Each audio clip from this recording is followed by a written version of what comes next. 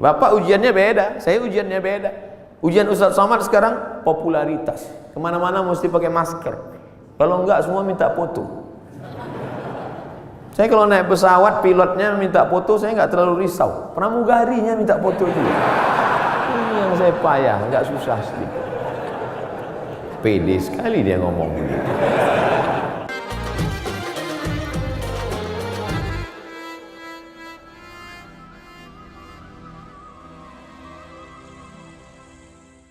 Bismillahirrahmanirrahim.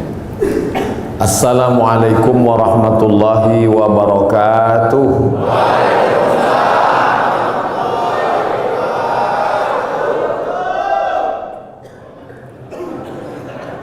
Begitu kalau tentara menjawab.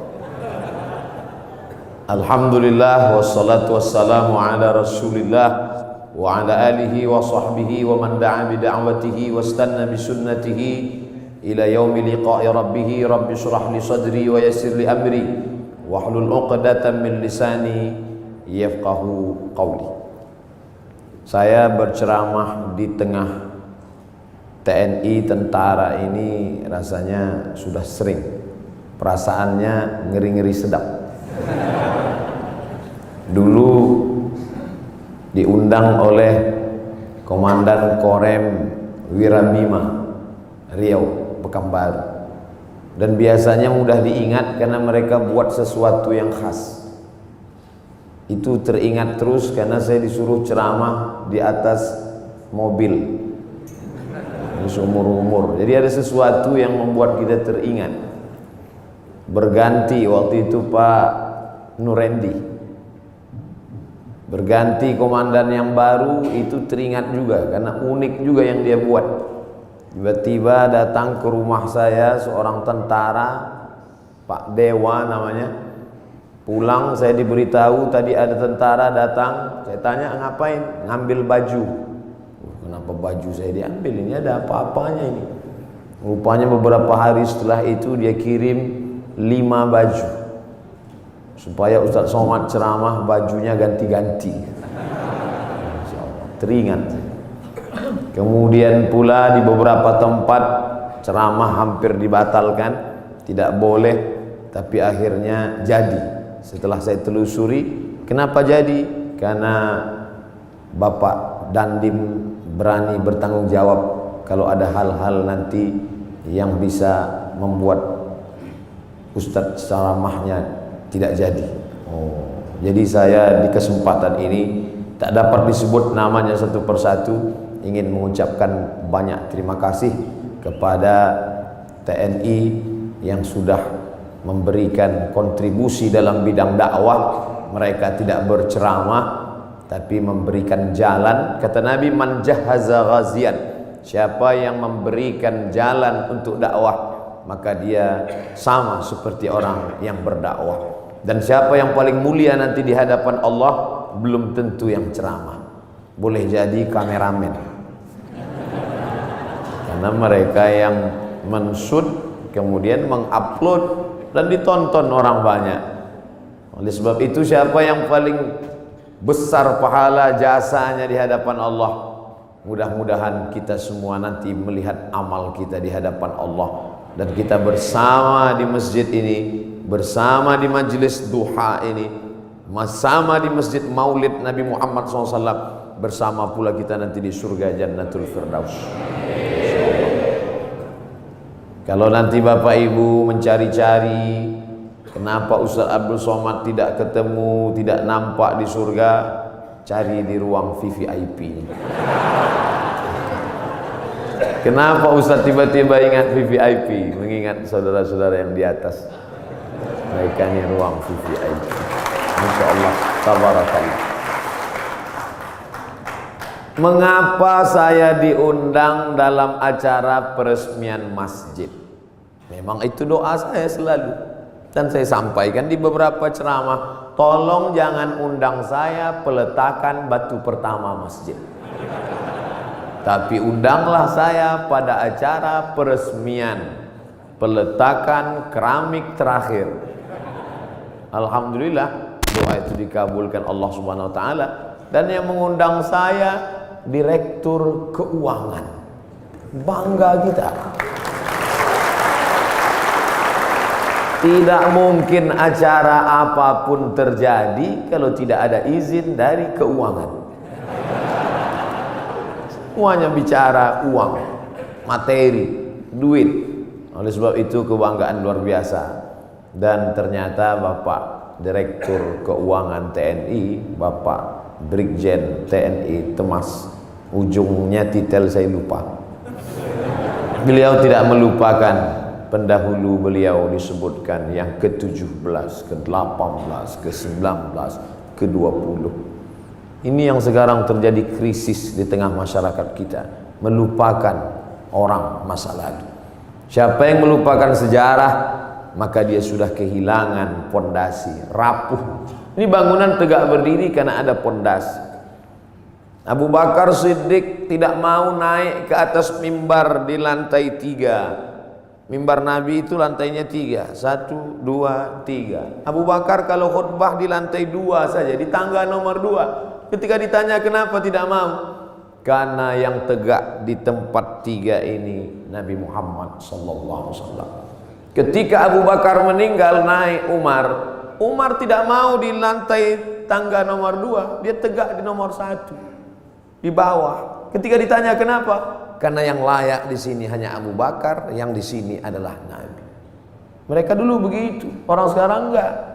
Malah dia ganti itu tangga semua, ganti yang baru. Tidak menghormati orang masa lalu. Apa itu pendahulu itu, enggak buat apa-apa kata dia.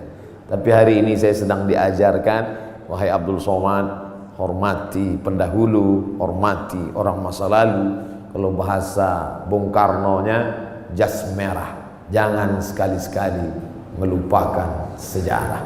Walaupun TNI jasnya hijau.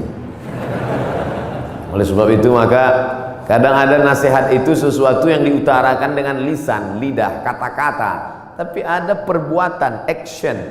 Dalam pepatah Arab dikatakan lisanul hal afsah min lisanil maqal. Action, perbuatan jauh lebih berkesan daripada ucapan. Mari bangun masjid, mari kita bangun masjid. Man bana masjidan, siapa yang bangun masjid, banallah mithlahu baitan fil jannah, Allah bangunkan untuknya satu tempat dalam surga. Bolak-balik saya ceramah, tapi andai ada yang bertanya, Ustaz udah bangun masjid? Belum. Tapi ada orang yang tidak pernah ngajak orang lain, tidak pernah ceramah, tapi real, nyata hari ini. Yang bisa bangun dengan uangnya, bangun dengan uang.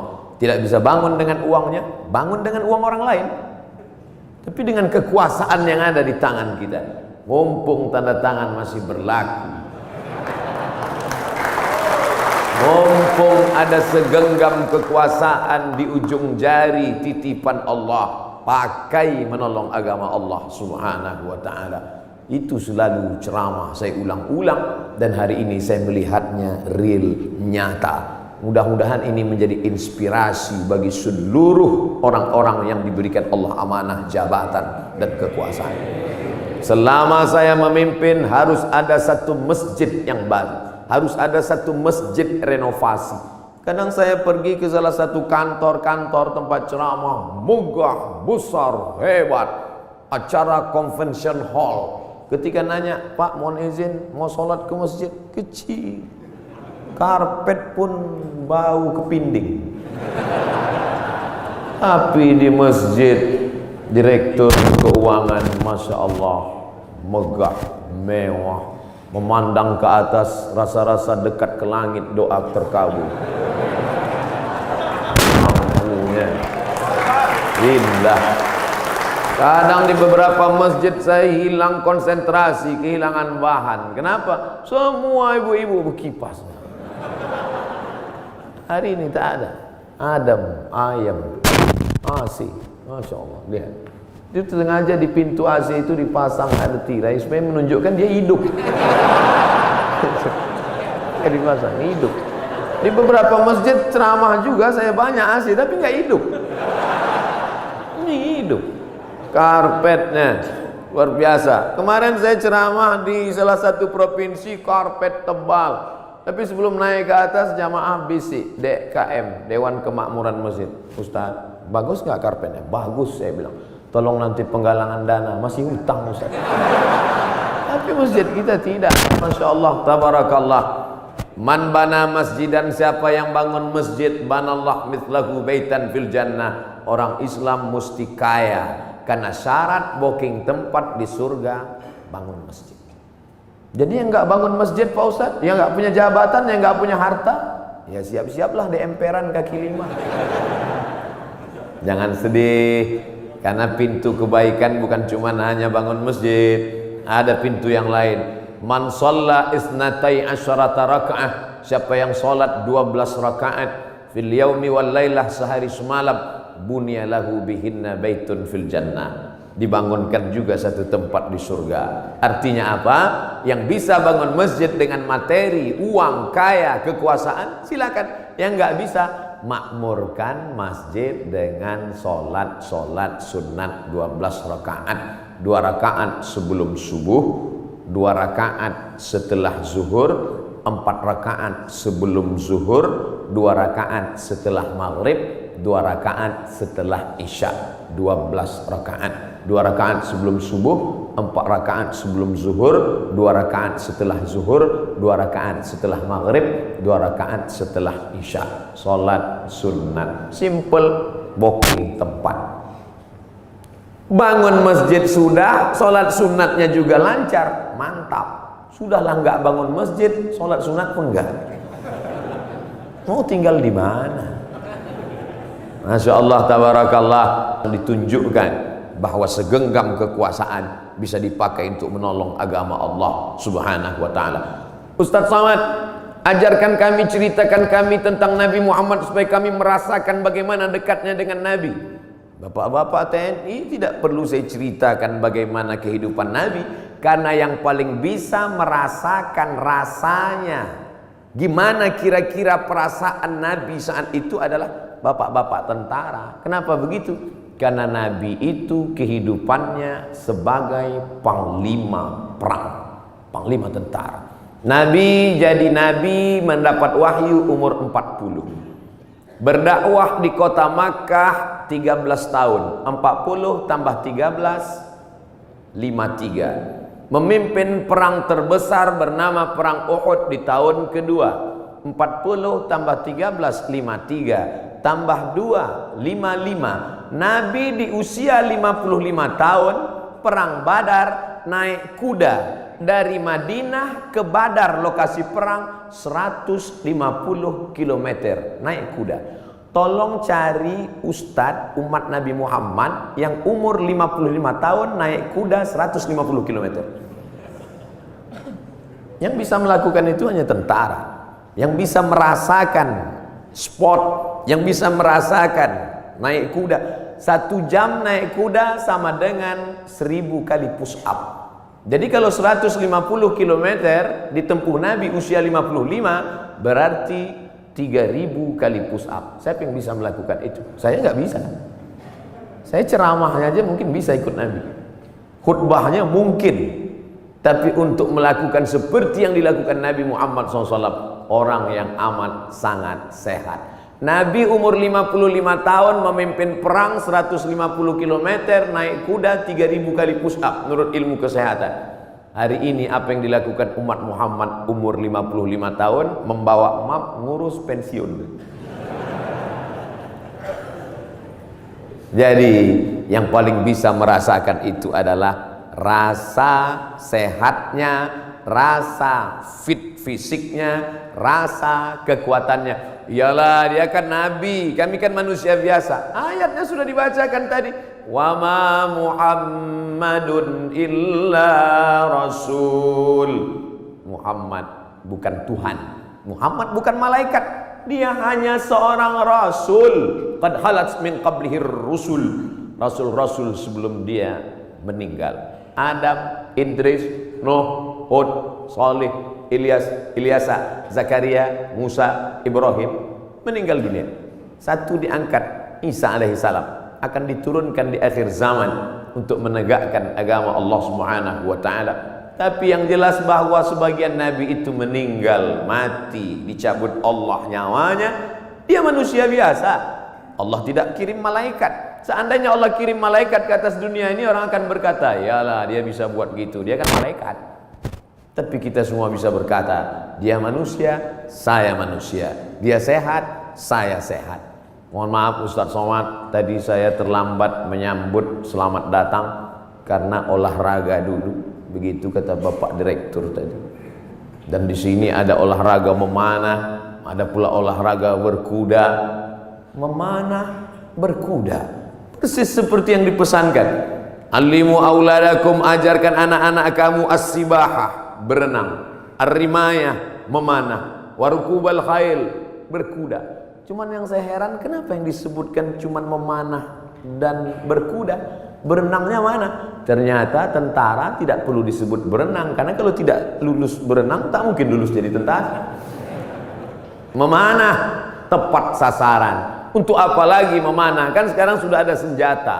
Bagaimana nanti seandainya ada suatu zaman lalu lewat meteor besar di atas muka bumi, lalu semua besi-besi tertarik, habis dia sedot seperti besi berani yang lewat di atas bumi, maka semua besi tertarik.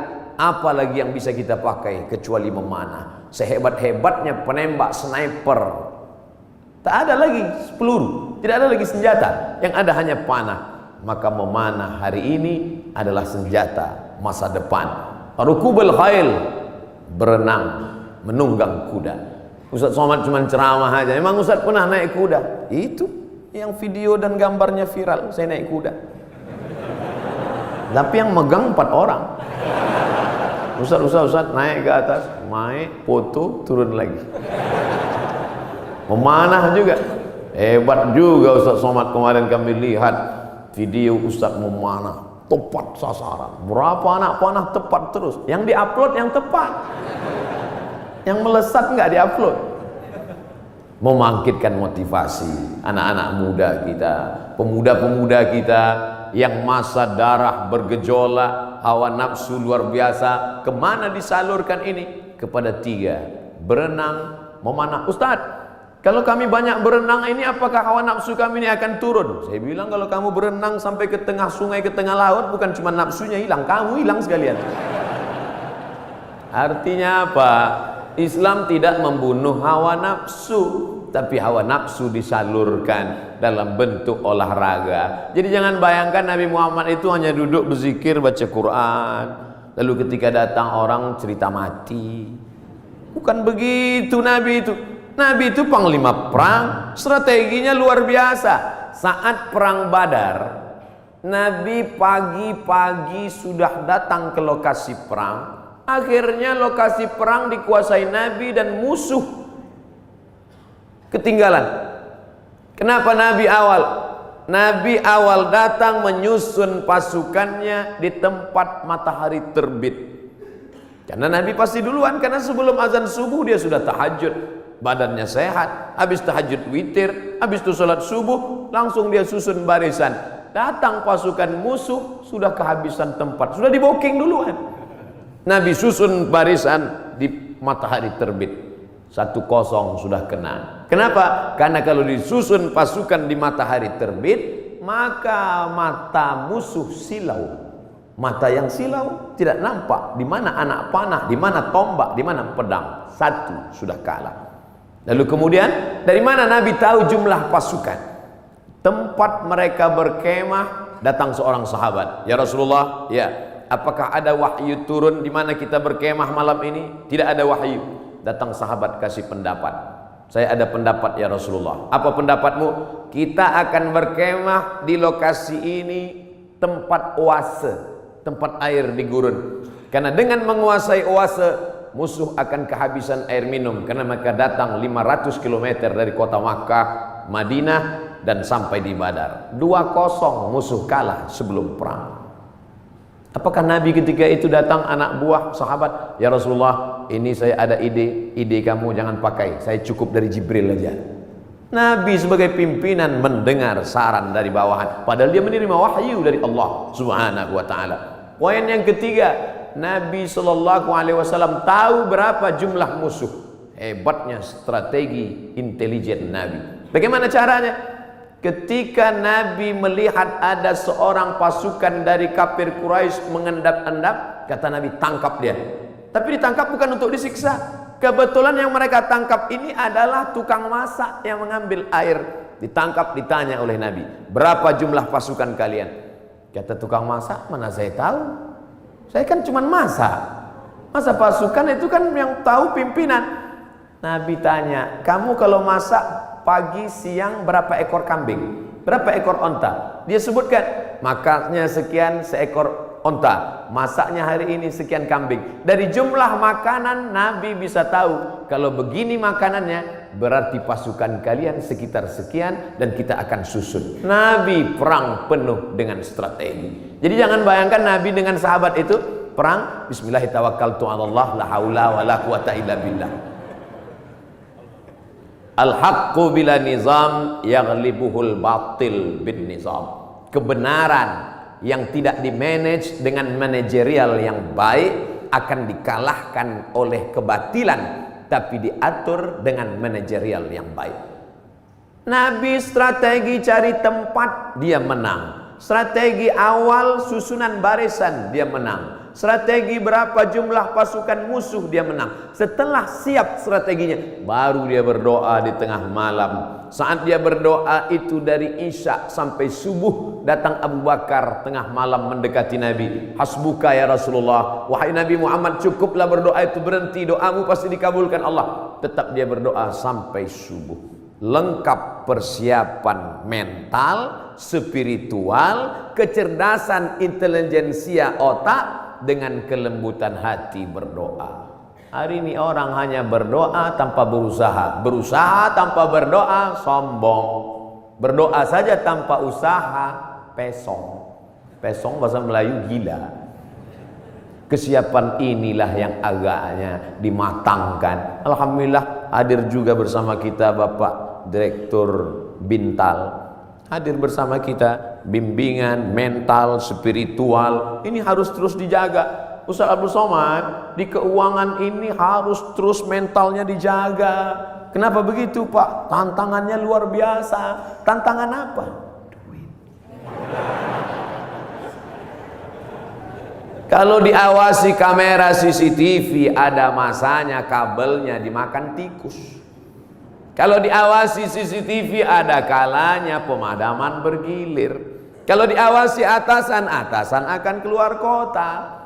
Maka ditanamkan mental dia. Siapa yang mengawasi dia? La ta'khudhuhu sinatun wala naum. Dia yang tidak mengantuk, dia yang tidak tidur. Itu yang mengawasinya. Kemarin saya ceramah di Medan.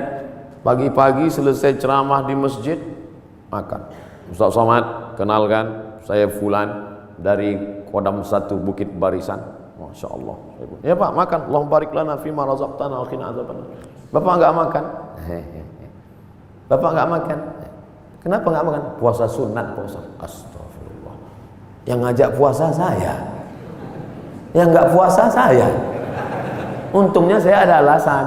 Ustaz enggak puasa, musafir. Dari Riau ke Medan 600 km. Musafir. Sholat ada jamaah kosong. Untung ada musafir. Marilah puasa, marilah puasa. Jadi kalau ada di antara bapak-bapak puasa sunat, itu bukan untuk ngecilin perut. Kalaupun perutnya kecil karena puasa sunat, bonus. Tapi yang utama dari puasa itu adalah merasakan pengawasan Allah Subhanahu wa ta'ala. Mungkin di direktorat yang lain puasanya dikit, tapi untuk di keuangan ini mesti banyak puasanya. Kenapa? Karena pengawasan Allah harus ditanamkan. Masuk ke dalam WC, toilet, kamar mandi, kunci pintu kanan kiri atas bawah, nggak ada yang melihat. Andai diambil air seteguk diminum, nggak akan ada yang tahu. Jangankan seteguk, kepala kita masukkan ke dalam. Sebelum keluar dari kamar mandi, keringkan bibir, miringkan kepala. Buat agak-agak lemas. Siapa yang tahu? Panas hari ini ya? Iya panas. Tapi Allah kalau mau buka kan, tahu kenyang.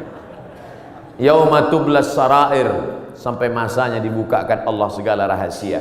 Apa pelajaran di balik puasa sunat itu?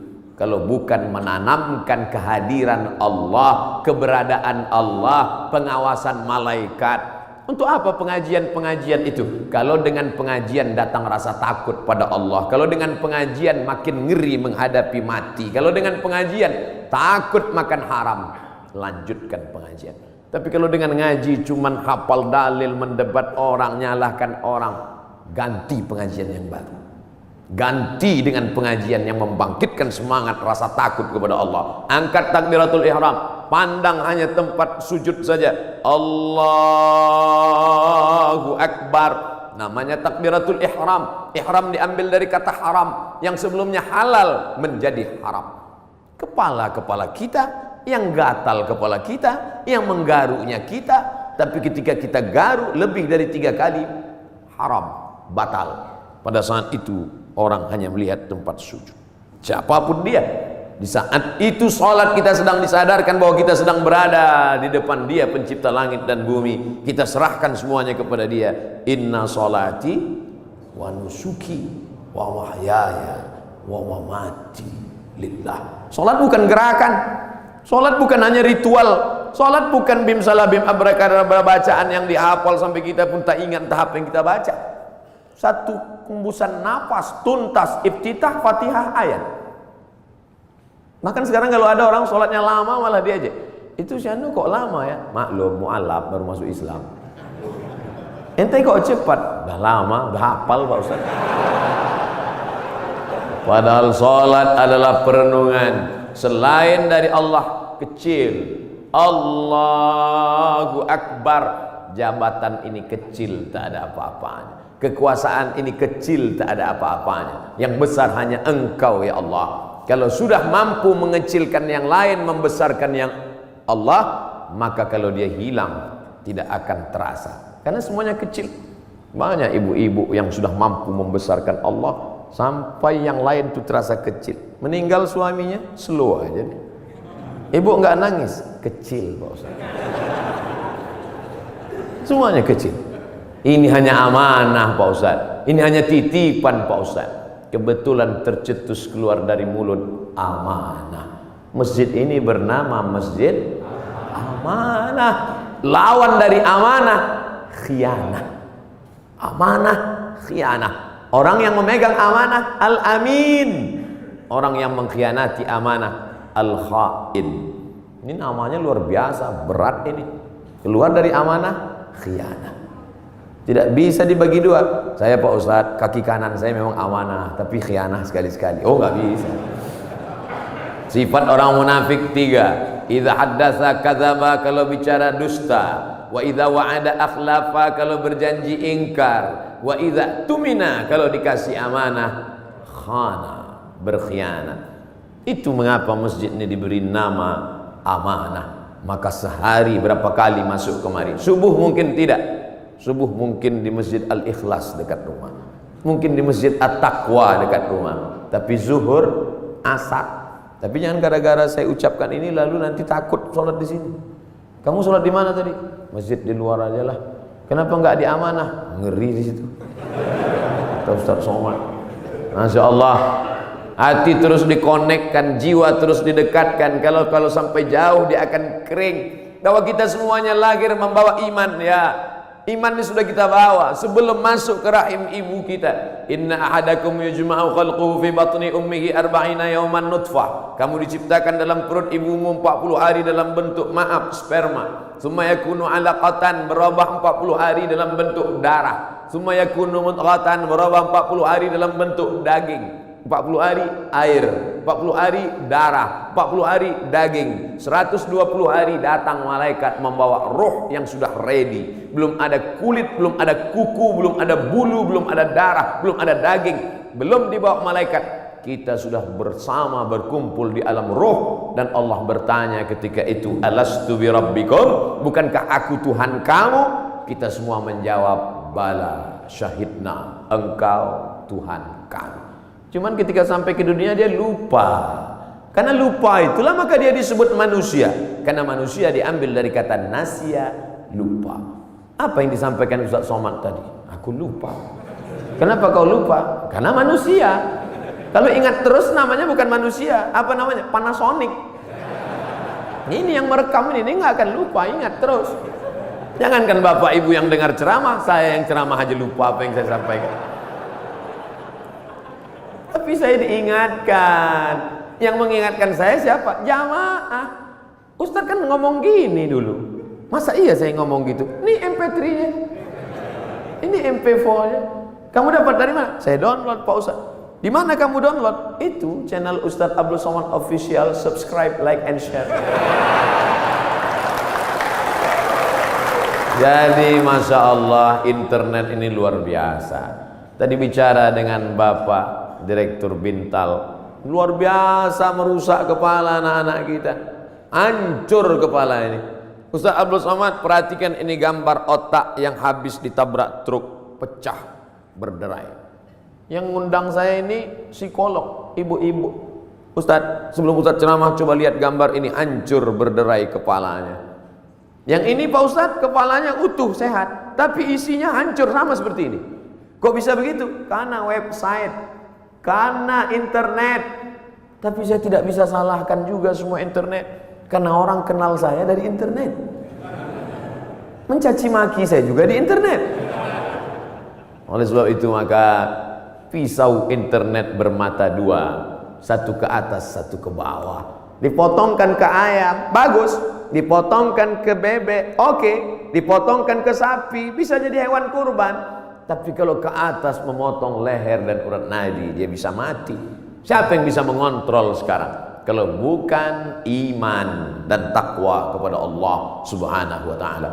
Maka saya bangga, Ustaz Abdul Somad, ini imam kita, ini khotib kita, pakai baju tentara. Kami yang sipil, yang tidak punya seragam ini, terus terang amat sangat bangga melihat bapak ibu menjadi khotib, melihat bapak ibu jadi imam, melihat bapak ibu menjadi orang yang sholat berjamaah.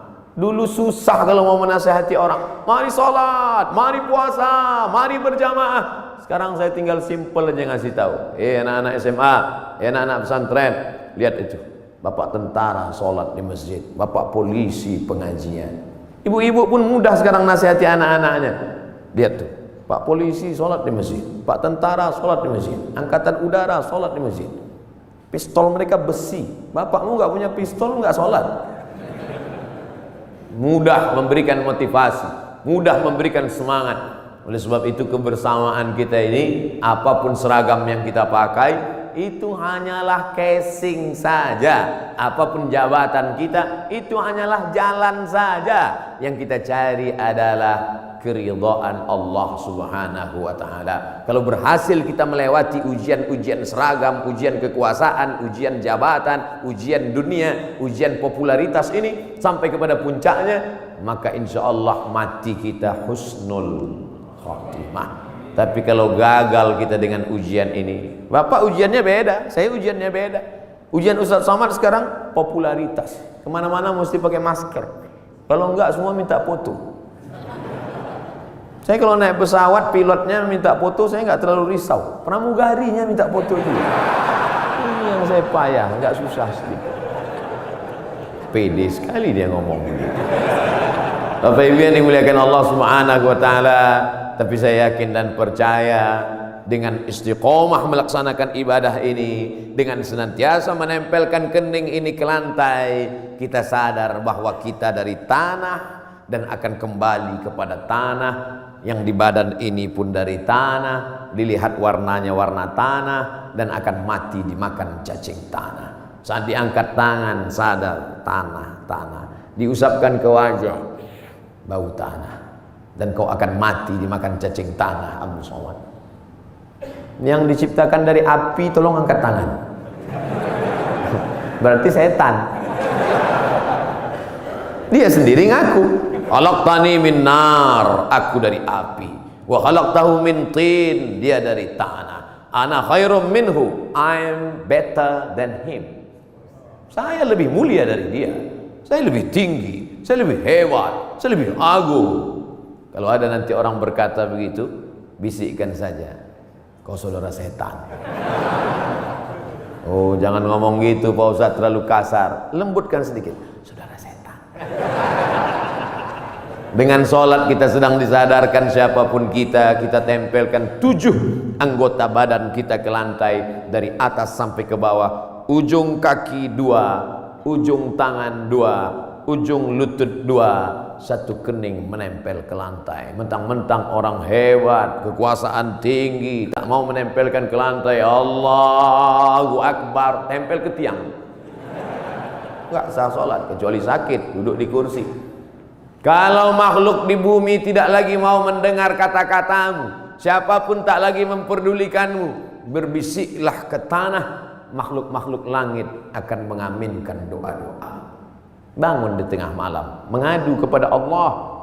Ngadunya pada Allah. Sekarang banyak orang ngadu ke Facebook. Semua diadukan di wall Facebook, Twitter. Makin dibaca komennya, makin stres, depresi, bersunyi-sunyi di tengah malam. Kalau sudah Allah berikan pertolongan, intan surullah, kalau kau tolong agama Allah, Allah yang akan menolong kamu. Lari ke atas bukit Safa tidak ada air, lari ke atas bukit Marwah tidak ada air. Di mana air itu datang? Air datang bukan dari tumit Hajar yang mencari air, tapi air dari tumit Ismail yang belum pandai berjalan. Hanya bergeser saja kakinya di atas pasir, memancar air Zamzami, air berkumpullah. Cerita ini 3000 tahun yang lalu. Karena Nabi Ibrahim pindah dari Babilonia ke Palestina 1800 sebelum Masehi. Sekarang sudah 2000, lebih 3000 tahun yang lalu. 1800 tambah 2000, 3819 tahun yang lalu. Cerita tentang air memancar. Saya kira ini hanya ada dalam buku-buku, dalam Al-Quran, dalam hadis Nabi, dalam sejarah. Ternyata hari ini tentang cerita air memancar saya dengar lagi pagi ini. Yang cerita siapa? Bapak Direktur Keuangan, Ustaz Somad. Saya gali tanah untuk ngambil jeruk, keluar air. Itulah air mineral yang saya minum pagi tadi. Kenapa Allah berikan air ini? Andai tadi mereknya tidak dirubah, saya tak bisa bedakan ini air dari mana. Sama seperti yang selama ini saya minum. Dari mana air ini datang? Dari Allah. Untuk apa? Ternyata persiapan pembiayaan pondok tahfiz Al-Quran yang sudah dibina dari sekarang. Datang rasa malu saya dalam hati. Saya selama ini cuma ceramah saja. Siapa yang membantu pondok tahfiz Quran, siapa yang membuka pendidikan Al-Quran, siapa yang menolong anak yatim untuk sekolah bantu Quran, itu yang akan menolong di hadapan Allah. Makanan yang kau makan akan busuk, pakaian yang kau pakai akan lapuk, yang kau sedekahkan itu yang akan menolong di hadapan Allah. Andai ada yang bertanya, berapa anak tahfiz Quran yang Ustadz tolong? Jangan tanya-tanya. Ternyata Bapak sudah buat duluan. Ini pondok tahfiznya, pembiayaannya dari mana? Allah yang memberikan. Makin kuat keyakinan saya. Lama-lama saya bingung. Saya datang kemari ini ceramah atau belajar? Ternyata ada ilmu yang ditulis di atas kertas, tapi ada ilmu yang datang dari Allah langsung real nyata. Intan surullah, kalau kau tolong agama Allah, yansurkum, Allah akan menolong kamu. Ayat itu dari kecil saya sudah hafal. Ayat itu saya pelajari di Al-Azhar Mesir. Tapi kalau ditanya mana buktinya nyata, itu Allah menolong Nabi Muhammad. Apa kata? Itu kan Nabi. Mana real yang nyata sekarang? Hari ini saya mendengarkan ceritanya, kisahnya. Hari ini saya nampak real dengan nyata. Kalau kau tolong anak yatim, kau tolong pondok tahfiz Quran, kau tolong orang menghafal Quran, Allah akan menolong engkau. Sumber air mineral yang lulus lembaga badan pengawasan obat dan makanan menyatakan air ini layak. Siapa yang memberikan? Innama amruhu idza arada syai'an ayaqula lahu kun fayakun. Ternyata tolonglah agama Allah ini. Jangan pernah takut dan jangan pernah cemas. Kadang-kadang kalau terlalu banyak orang menakut-nakuti kita, kita jadi takut juga. Kita sudah berani, tapi karena ditakut-takuti orang, kita pun jadi takut juga. Ini Ustaz cerita tentang siapa? Tentang saya. Saking banyaknya yang membuli kita, kita jadi cemas juga lama-lama. Tapi rupanya semakin banyak cerita kita dengar tentang turunnya pertolongan Allah. Ala inna nasrallahi qarib. Yakinlah pertolongan Allah itu dekat. Jangan pernah takut dengan akhir masa pensiun, nanti saya akan makan apa, nanti saya... Berapa banyak orang berpikir nanti pensiun makan apa, malaikat maut datang malah sebelum pensiun. Malaikat maut tidak pernah datang melihat akte kelahiran. Berapa banyak orang sehat mati mendadak, yang divonis mati, nggak mati-mati. Saya berapa kali ketemu ceramah dalam pengurus masjid, Ustaz Somad, nanti habis ceramah kita makan ya, oke. Bedanya kalau di masjid lain setelah ceramah baru makan. Di kantor keuangan TNI sebelum ceramah udah makan duluan. Tabarakallah. Ketika selesai makan, kata Pak Ketua Dewan Kemakmuran Masjid, Ustaz Somad, saya ini sudah divonis, kata dokter, kena jantung koroner, harus dibelah urat kaki naik ke atas. Terus saya takut Pak Ustaz ngelihat ayam potong dibelah. Jadi ya saya nggak dioperasi. Katanya berapa lagi umur Bapak? 2 bulan Pak Ustaz. Terus udah 2 tahun nggak mati-mati. Bukan saya ngatakan Bapak Ibu nggak usah cek. Saya tetap medical check up, tetap ke rumah sakit, tetap tanya dokter. Termasuk kurusnya saya ini pun saya sudah konsultasikan ke dokter. Apakah saya ini sakit Pak Dokter? Kata dokter di Batam, Ustadz Somad, Ustadz kalau mau lebih berwibawa tambah beratnya dikit. Gimana Pak Dokter? Minum susu kental manis 3 kali sehari. Pagi segelas, siang segelas, malam segelas. Sebulan akan naik sekian kilo. Oke Pak. Sebulan saya minum, timbang tetap. Saya tanya, Pak Dokter, sudah saya minum kok nggak nambah? Kata dia, Ustadz terima aja, berarti sudah takdir Allah SWT. Yang penting saya sehat. Ini saya ceritakan supaya Bapak Ibu tidak terlalu memaksakan diet ingin seperti saya. Bapak gemuk, yang penting sehat. Ibu bapak yang penting sehat, beribadah. Apapun judulnya, hidup ini adalah ibadah. Karena tujuan Allah menciptakan kita, wa ma khalaqtul jinna wal insa illa liya'budun, ibadah. Cuman kekeliruan kita memahami ibadah terlalu sempit. Salat, zakat, puasa, haji, baca Quran, cuman itu ibadah. Padahal di kantor dari jam 8 pagi sampai jam 4 sore adalah ibadah. Kalau dipahami ini, ngurus keuangan negara, TNI ini adalah ibadah ringan, dan kita tidak akan mungkin curang. Sebagaimana kita jujur dalam sholat, sebagaimana kita jujur saat di Masjidil Haram, begitulah kita jujur di kantor kita, karena pekerjaan kita adalah ibadah. Tapi jangan dibalik. Nanti pas azan zuhur, Allahu Akbar, Allahu Akbar, tetap buat laporan. Loh, ente nggak ke masjid amanah? Ibadah. Ini harus diluruskan juga. Ada ibadah mahdhah yang pure original, memang ibadah, ada rukunnya, ada syaratnya, ada wajibnya, ada sunatnya, memang ibadah. Sholat, puasa, itu ibadah. Tapi ada aktivitas sehari-hari bernilai ibadah. Ustaz, Allah itu nggak adil loh Pak Ustaz. Loh, kamu bilang Allah nggak adil, bisa kafir, bisa murtad. Masa laki-laki enak bisa puasa sunat, laki-laki bisa zikir, laki-laki bisa baca Quran. Kami Pak Ustaz 9 bulan 10 hari nggak bisa ibadah. Ibu, hamil itu pun ibadah. Hamil itu ibadah, karena akan melahirkan anak-anak yang soleh. Sejak itu alhamdulillah ibu-ibu sudah punya jawaban. Kalau ada atasannya nanya, kamu ini sebentar-bentar cuti hamil, apa ini? Ibadah. Malah anak itu adalah ibadah yang tidak akan putus. Kalau ada di antara bapak yang rajin sholat duha, meninggal dunia, putus. Yang rajin baca Quran, meninggal dunia, putus. Tapi ada ibadah yang tidak putus. Waladun salihun, anak yang soleh. Apa tidak bangga Abdul Somad pagi ini? Anak tentara, hafal Quran, sekolah di Yordania, ngomong dengan Ustaz Somad bahasa Arab. Untung saya masih ingat bahasa Arab. Saya sudah pulang dari Arab 2006, 4 tahun di Mesir, 2 tahun di Maroko, S3 di Sudan. Saya cerita ini untuk ngasih tahu bahwa saya bukan Ustaz kaleng-kaleng itu.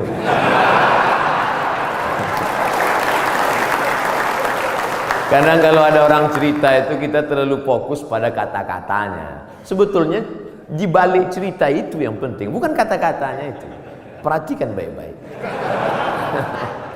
Saudara yang dimuliakan Allah SWT. Tapi kadang perempuan yang diingatnya bukan substansi maknanya, tapi katanya itu yang dia ingat. Makanya banyak perempuan terbuai oleh kata laki-laki, karena banyak laki-laki yang pandai menjual kata. Tapi kita harus pilih kata yang tepat, karena perempuan selalu mengingat kata yang tepat. Makanya Nabi tidak pernah panggil nama Aisyah. Nabi tak pernah panggil hei Aisyah, tidak. Tapi dia gunakan kata yang lembut. Ya Humaira, wahai engkau yang kulitnya putih kemerahan. Karena perempuan akan mengingat kata pujian itu. Ya Humaira, tentara yang tegas, tapi ketika bertemu dengan ibu-ibu Persid, Kartika Chandra Kirana, maka kalimat dia tidak kalimat perang. Tidak mungkin dia pakai siap, tidak. Tapi dia pakai kata-kata yang lembut. Nabi Muhammad panglima perang, Nabi Muhammad tentara, tapi kepada perempuan apa kata dia kepada Aisyah? Ya Humaira, wahai engkau yang kulitnya putih kemerahan. Ustaz Somad, ya boleh saya panggil istri saya Humaira? Boleh, tapi dia nggak putih, nggak apa-apa. Menyenangkan hatinya, apa salah? Ya Humaira, jangan terlalu jujur. Ini pulang ke rumah manggil ya Hajar Aswad. Ternyata di balik seragam yang tegas itu, di balik tubuh yang berotot itu, ada kata-kata yang lembut, yang memukau, yang luar biasa. Karena di balik laki-laki yang sukses ada perempuan yang luar biasa, dan mereka hadir bersama kita pada hari ini. Mudah-mudahan kebersamaan di dunia ini menjadi kebersamaan peran perempuan. Man ala salasa banatin, yang membesarkan 3 orang anak perempuan fa'addabahunna. Kenapa Ustaz udah 2 kali ngelihat jam? Tentara ini disiplin. Makanya saya udah dikasih tahu, Ustaz akan sampai jam sekian, sarapannya sampai jam sekian, foto-foto sampai menit sekian, peresmian jam sekian, ceramah jam sekian. Dan saya memang dari dulu disiplin. Di mana-mana ceramah 60 menit sesuai yang tertulis di botol 600 ml. Nggak pernah lebih, nggak pernah kurang. Tadi saya mulai jam 8.15, akan berakhir jam 9.15. Tapi ternyata ceramah di depan Bapak Ibu hari ini, waktu terasa begitu cepat berlalu. Sudah jam 9:05, 10 menit lagi berakhir. Padahal rasanya saya baru 5 menit aja di atas ini. Kata jamaah, Ustadz aja yang merasa cepat, aku udah lama kali udah. Bapak-bapak yang bagian ceramah, yang bagian kultum, yang bagian kata sambutan, itu pasti punya selalu ada rasa di hatinya. Kadang ada tempat itu kita ceramah terasa lama sekali. Kadang-kadang dilihat jam itu seperti tak bergerak. Tapi ada pula saatnya kita ngomong lancar, cair. Itu saya pribadi, itu tergantung jamaah yang mendengar. Kalau hati dia terbuka, itu kita lancar. Tapi kalau hati dia tertutup, apalagi mata dia tertutup, itu susah gitu. Terpaksa.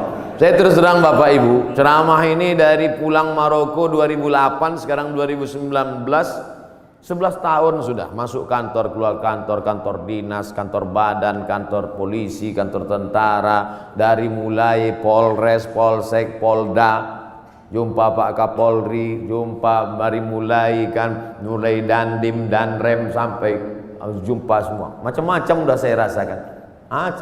Ada kadang atasan itu duduk saya, dinaikkannya kakinya pas ke wajah saya. Ingat saya yang berkesan itu ingat saya. Sampai mati saya nggak mau datang lagi. Ustadz dendam nggak? Ingat aja. Nah, spin.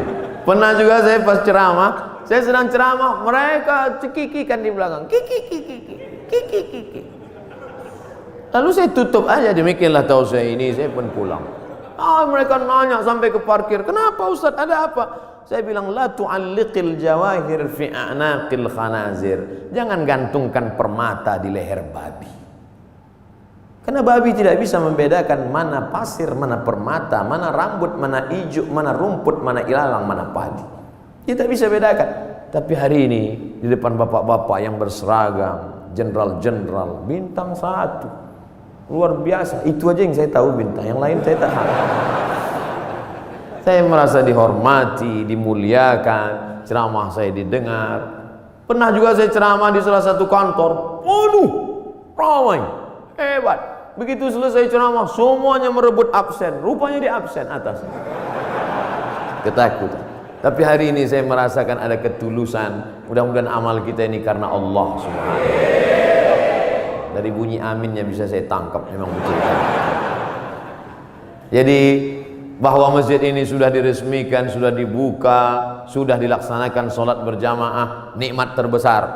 Selesaikah? Belum. Ada yang paling penting, istiqomah. Tapi ketika saya ceramah tentang istiqomah, marilah kita istiqomah. Selesai ceramah, datang panitia, Ustaz terlalu banyak nyebut istiqomah. Istiqomah sudah punya suami Pak Ustaz. Istiqomah yang kita maksudkan adalah angin datang, ombak memecah, angin puting beliung, tapi kita tetap melaksanakan sholat berjamaah. Karena ini yang bisa menolong kita. Yang lain tak bisa menolong saat malaikat maut mencabut nyawa. Yang bisa meringankan itu hanyalah la ilaha illallah Muhammadur Rasulullah.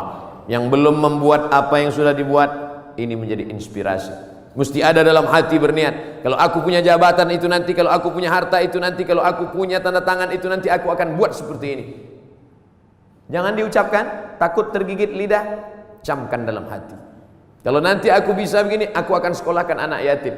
Aku terinspirasi dengan ceramah Ustadz tadi, ternyata Allah tolong rezeki berlimpah kalau sekolahkan anak yatim. Pulang dari sini jam 4, jam 5 nanti sore, mampir ke panti asuhan, tanya, saya belum bisa buat panti di rumah, tolong ke sini. Berapa anak yatim di sini Bapak panti, saya mau ngasih beras kemari. Untuk semuanya Pak? Enggak, 3 kilo aja. Kebetulan kita baru mampunya segitu, jangan paksakan lebih dari kemampuan. La yukallifullahu nafsan illa wus'ah. Beramal ini kalau mau ditunggu nantilah sholat sunat, setelah ini agak ringan, tidak akan pernah. Bersedekah pun begitu. Saya nantilah sedekah Pak Ustadz setelah kepribadian saya mapan, punya rumah pribadi, mobil pribadi, kebun pribadi. Nantilah Pak Ustadz setelah anak kuliah, ternyata biaya kuliah makin tinggi. Nantilah setelah anak kerja, ternyata setelah kerja persiapan untuk nikah. Nantilah setelah anak punya anak, ternyata cucunya lebih banyak lagi biaya. Sampai mati kita tidak pernah beramal. Mumpung masih sehat, sempat-sempatkan. Mumpung masih ada, sempat-sempatkan. Mungkin yang kecil itulah nanti akan menolong kita di hadapan Allah Subhanahu wa ta'ala. Abdul Somad diminta bercerita tentang Nabi Muhammad dalam waktu 60 menit. 63 tahun mau diceritakan 60 menit. Bahasa Arabnya mustahil. Impossible, tidak mungkin itu. Oleh sebab itu kita gunakan telinga, datang pengajian, ceramah, tausiah, maulid. Wal basar, mata, baca buku. Saya anjurkan di bulan maulid ini beli buku sejarah Nabi, macam-macam. Saya pernah diberi oleh Bapak Dirintel, judulnya Intelijen Nabi. Bagus. Jadi yang dibaca itu khusus aspek intelijen Nabi.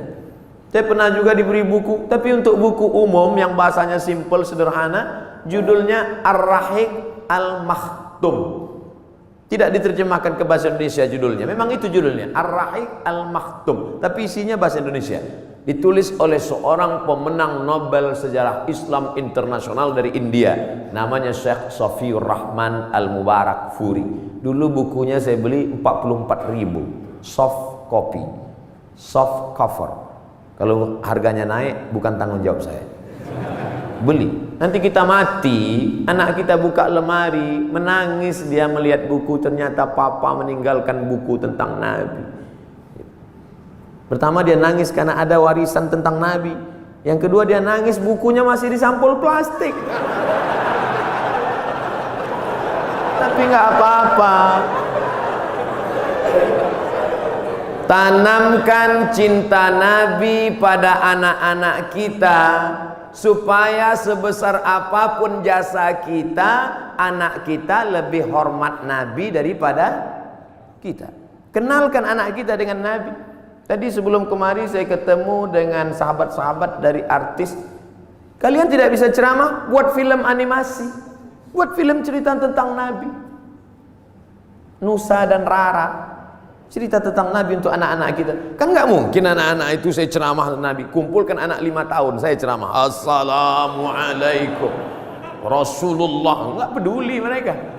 sesuai dengan bahasa mereka masing-masing. Ibu-ibu dengan video pendek share di grup-grup WhatsApp, anak-anak dengan video-video animasinya, bapak-bapak dengan ceramah khutbah Jumatnya. Tapi yang paling penting adalah perbuatan kita, tindak tanduk kita mencerminkan Muhammad sallallahu alaihi wasallam. Biasanya Ustaz Somad kalau ceramah itu pakai poin 1, 2, 3. Di sini tidak, karena saya berhadapan dengan jamaah yang smart. Ustadznya Somad. Jamaah sudah bisa menyimpulkan sendiri. Apalah kesimpulan ceramah Ustaz Somad tadi?